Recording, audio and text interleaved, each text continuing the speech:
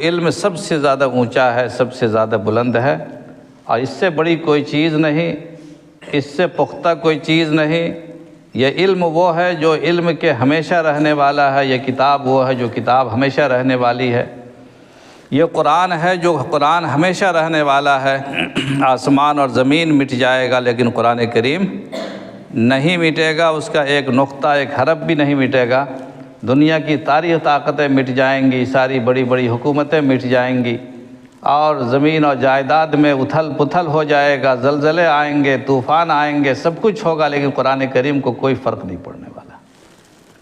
تو ہمارا رشتہ جب ایسے علم سے ہے جو علم کے مٹنے والا نہیں ہے، تو اللہ تعالیٰ ہمیں بھی ہمیشہ قائم رکھے گا، اور اللہ تعالیٰ ہمیں بھی مٹنے سے انشاءاللہ بچائے گا۔